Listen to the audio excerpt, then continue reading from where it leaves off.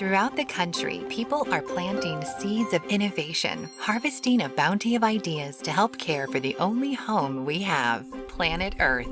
With billions of people on Earth, it is more important than ever to open our eyes and minds to alternative ideas, both new and old, about food, energy, resources, health, housing, and more.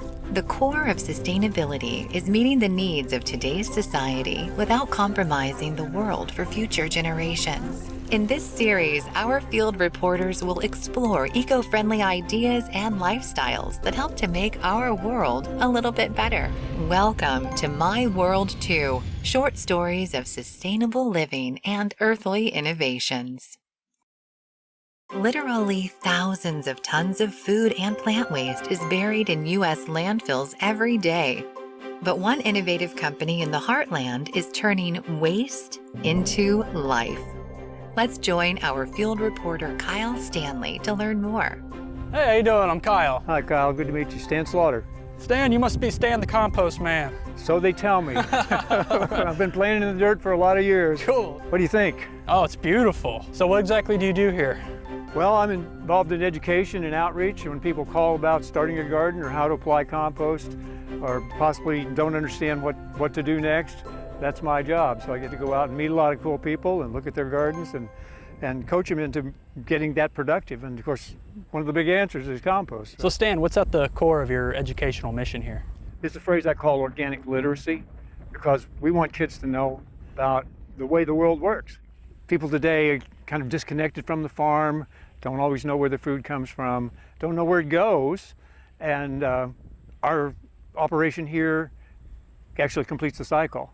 And so when I can go teach about composting, it's thrilling for me, because I get to see, that first, maybe kids will compost some food scraps in the classroom with worms, and then take the worm compost and put it in the pots and grow plants, and they see the cycle of life for the first time. That's great. And they don't own a farm and can't go do that in person, but they can do it in a classroom setting. Plants the seed. Absolutely, literally.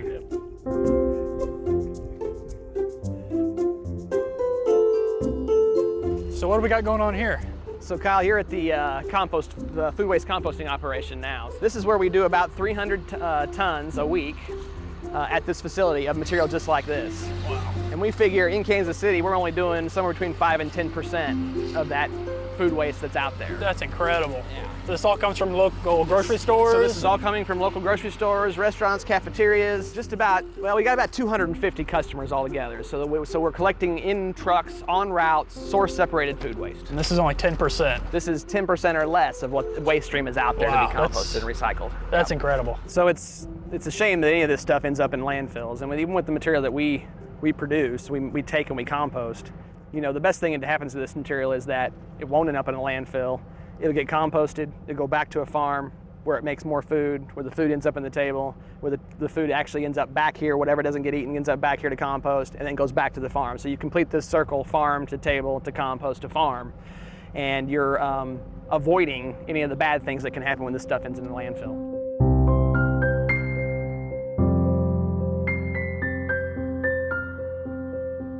There's just a ton of food here. What's the typical issue with most of this stuff? Well, most of the time it's a date. Most of the time the date is it's out of date, period. So once the manufacturer says that it's out of date and it can't be used or sold, then it has to go to compost. So that's really the issue with most. Now, when we take the material to the food bank will actually decide whether it's edible or not, and then they will be the ones that actually call out what they can feed and what they can distribute, and then the rest of it will come here. So this material that's coming here has already been called to be able to feed people, and then actually we'll make compost out of it second.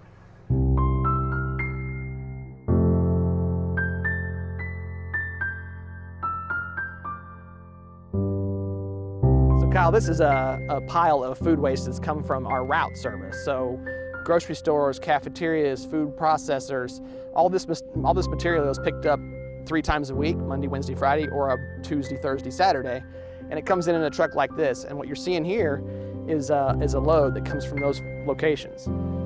This is the challenge for us though. So when we get this food waste in, this material is supposed to be separated at the source. So it's supposed to come to us clean. Well, as you can see with this, you've got packaging here wrapped around this melon. And this has to come off. The question is do you do it before the compost process or after the process? Right now, this material goes into the compost row, gets composted, and then gets pulled out with screeners and air separators and pickers at the end. We've got a new machine that we're getting ready to put in. It's called the Tiger Depackager. This material will go into that machine first, and then the packaging will be separated from the food. So that makes this whole operation a lot cleaner, but it is a huge expense, and this is a challenge for us every day as a contamination. Right, so what do you do with all the packaging? It looks like there's a ton of it. Yeah, so even my stuff like this, I mean, if it can be recycled, we'll recycle it, or otherwise it goes waste to energy, or last case scenario is landfill. And as a company, we only landfill about 1/10% of the tonnage we handle every week. Wow, so pretty much nothing goes to waste. Pretty much. Very little, that's the idea. Yeah.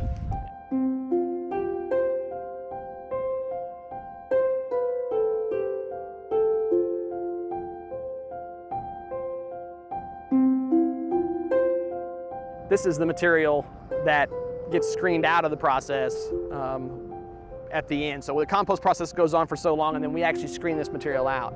Now this material will end up going back into the process over and over again, and as you can see with the plastic that's in it, that plastic continues to go through the process time and time again. So what you're looking at is about 6, 7, 8 years of contamination buildup.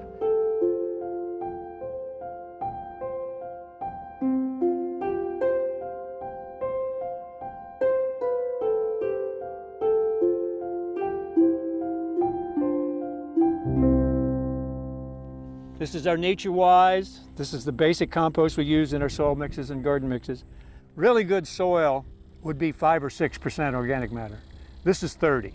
If we burned it, 30% of it would disappear. The rest is minerals. So this is a big jump start in fertility that we get to give. And see, this increases the water holding capacity. It increases the plant food. It's made from yard waste, so there's a lot of leaves in it, and leaves are chemical factories. They're a concentrated vitamin pill for the soil, and then all that food waste and all that great nutrition that we missed out on, we get it back here, and that's what makes the compost really pop. Well, Kevin, Stan, thank you guys so much for having us out today. I've learned a ton. It's quite a process, isn't it? Oh, it's very impressive. Well, we appreciate you coming out and helping us spread the word about organics. Trying to keep food waste out of landfills, really appreciate that. Absolutely, you guys are doing good stuff here. You spread the word, we'll spread the compost. Deal. Sounds great.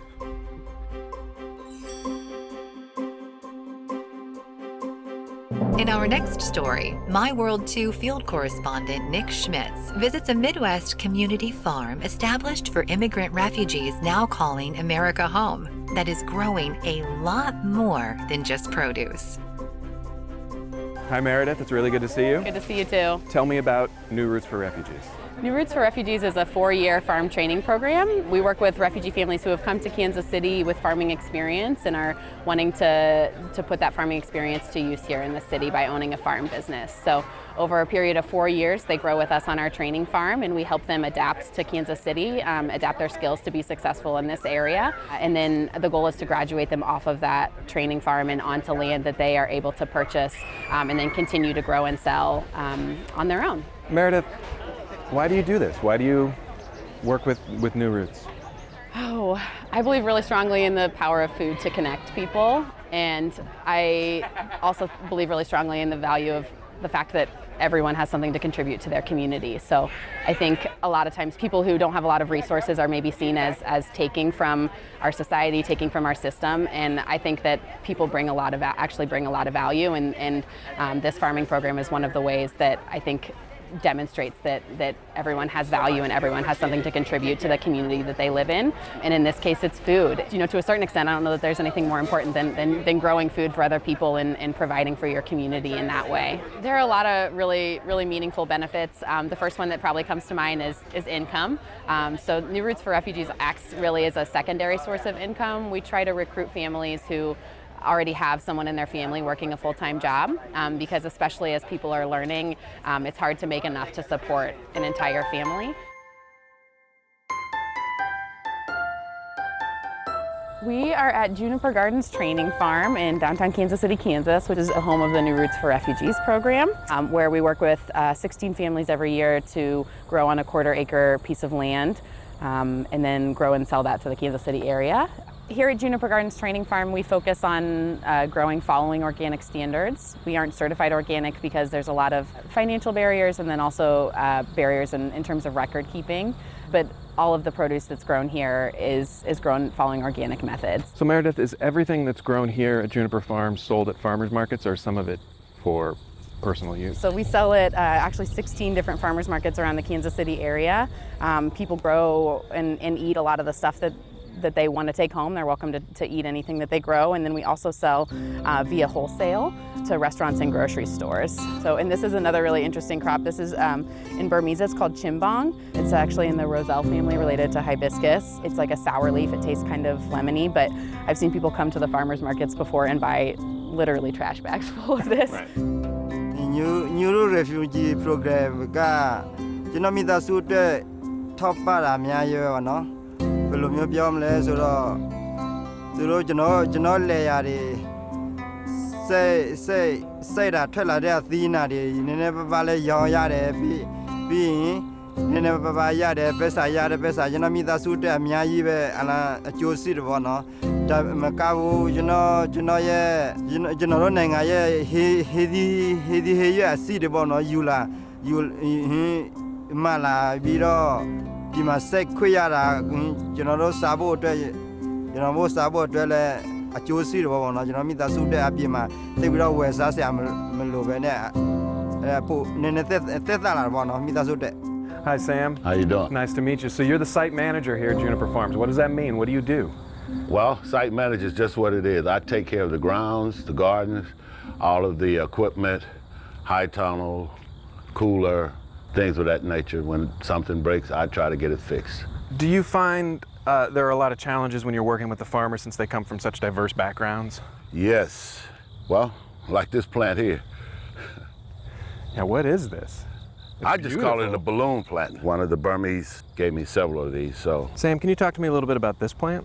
This plant is cotton, and I grow it personally for myself, not to harvest anything, but just to remind me of what I did when I was 7 and 8 and 9 years old, because this is some of the things that I had to start work on with my father. I'd be up 4 o'clock in the morning getting on a truck going to the cotton fields to either pick this beautiful white stuff that I don't think you could exist without, and just to remind me how far along I've actually came and my family has came. And I kind of get with my kids and remind them of where it come from, because a lot of people don't know where cotton comes from, how it got here. So it's just like something to keep my head together, keep me reminded of what it took to get where I'm at now, how I actually got started. So this is my personal little endeavor, cotton.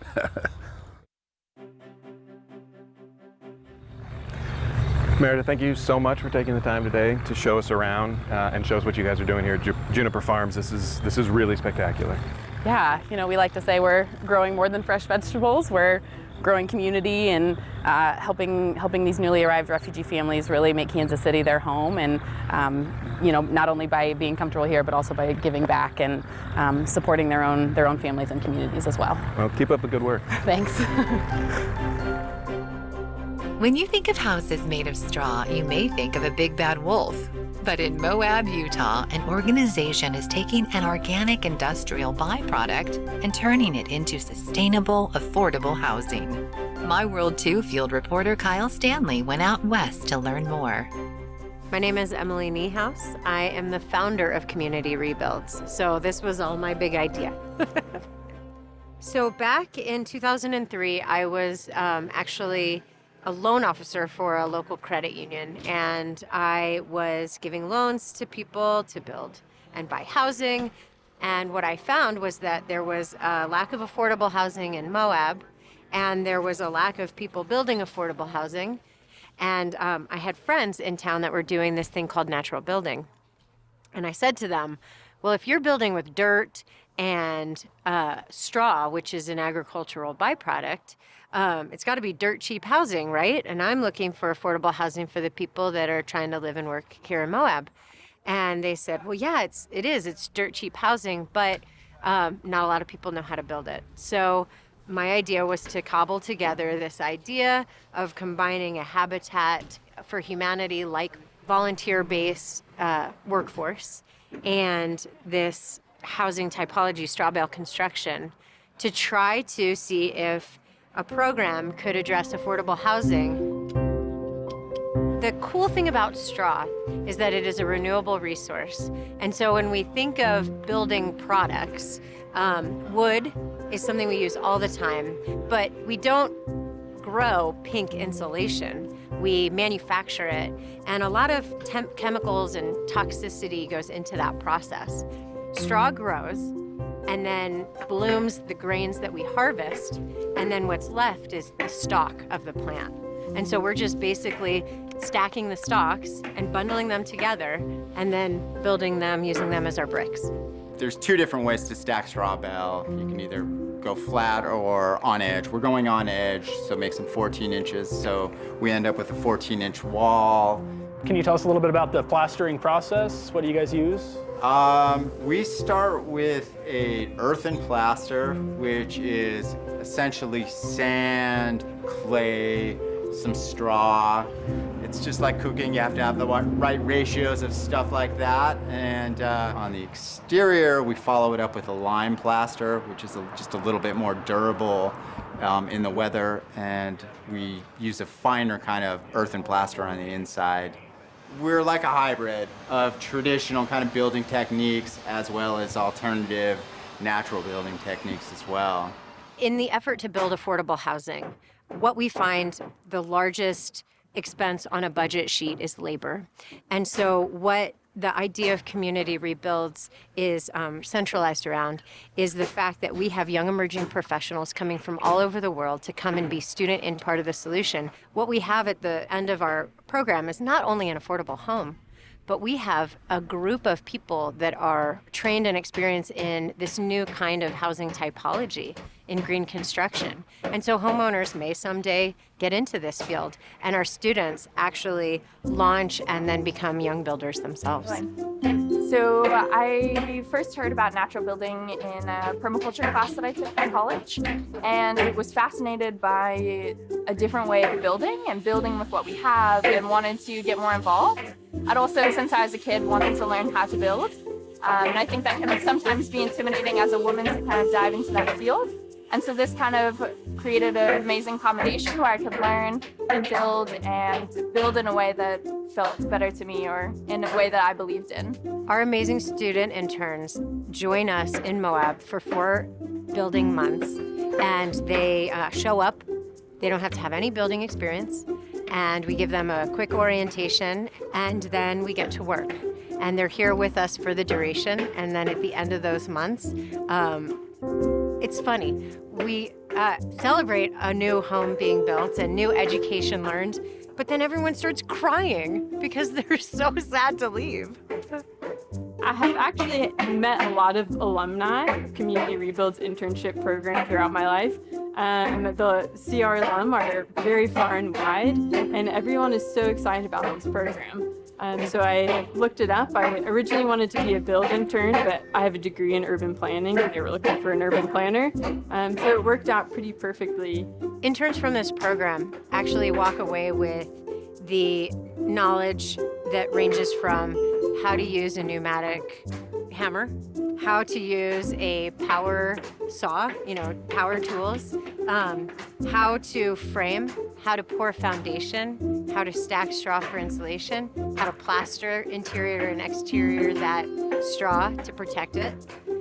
So they come away from the program really understanding what a foundation to finish of the construction of a home looks like, because they've done it.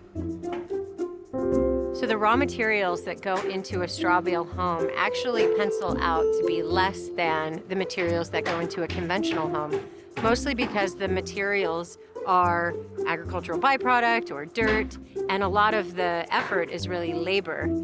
When we think about a conventional home, a lot of the materials that go into a conventional home have been manufactured in a plant or have traveled from China or from another country where they've been manufactured, and so you're dealing with all kinds of expenses like tariffs and transportation.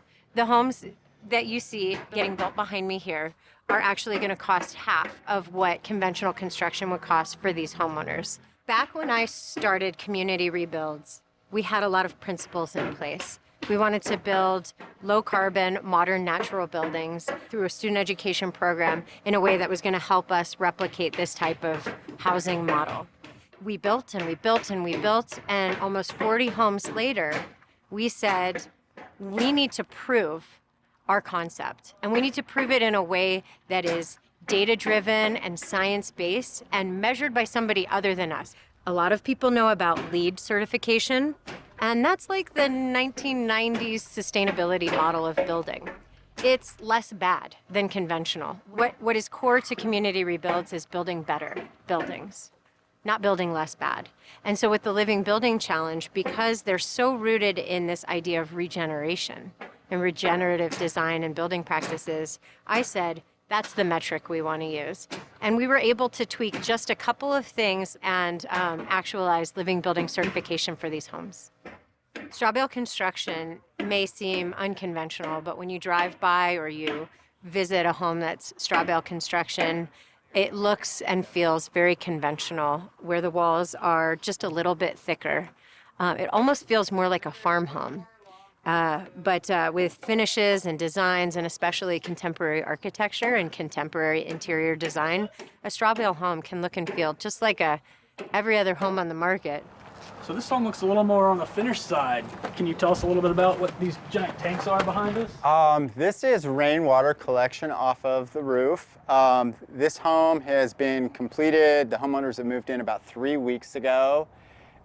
We're just trying to maximize all the natural resources we can with our house, whether it's collecting rainwater off the roof or whether it's the way we orient our houses with a passive solar design. So we are taking advantage of how the sunlight is moving through the sky throughout the year. These homes are pretty groundbreaking in terms of water in Utah. Water is very contentious in the western half of the United States.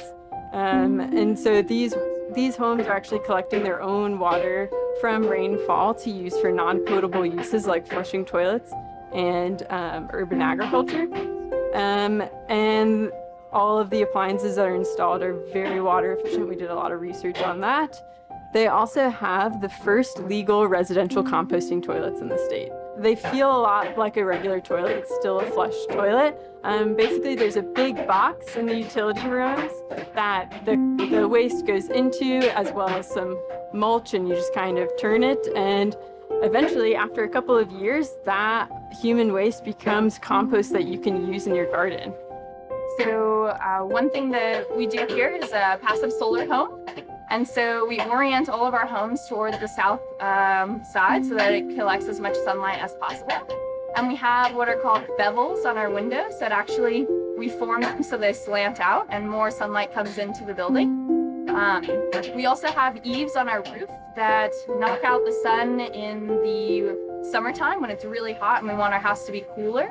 And when the sun's lower in the wintertime, it comes in and it actually heats up the adobe floor. We have the engineering and we have the ingenuity in terms of building science. What we don't have is the human capital, the people to be able to deploy that information into communities beyond Moab, Utah.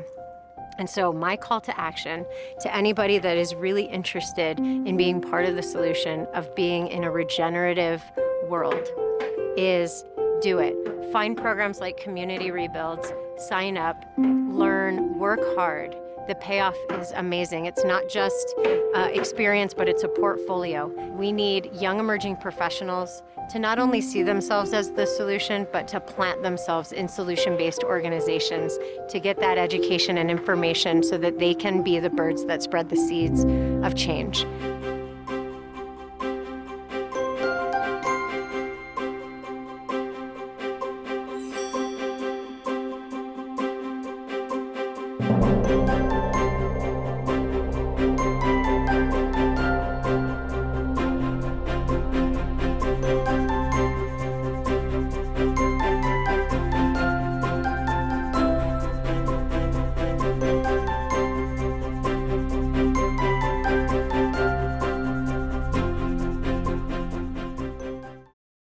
So share with us, Rebecca, what is an apothecary? An apothecary, a good way to think about it is like if you went into a pharmacy maybe 200-300 years ago. So it is sort of, it's like a pharmacy, but what we have is plant-based medicines. You're here at the Kansas State University Olathe Horticulture Center. We've got about 350 acres, but most of it we farm very intensely on a small portion of the land. And we do a lot of research looking at high tunnel production and trying to improve not only nutritional quality, but also the basic productivity and economics for our small farmers. Oh, let's see if this worked. It better work because we just split the power. Setting up to do the battery tour, so we hope, our goal is to send, you see that, we got a solar panel over there you can barely see. We call it the sunshine box. And we hope to send that to somebody across the world or America who needs electricity. So at the battery tour, we kind of use music, right? It's a universal language. We bring people together to have a good time, dance. My homie's about to dance too. What's up, bro? Music is the most important ingredient to what we do at the battery tour. I mean, ultimately, music is a universal language. It brings people together of all races, all ages, all demographics.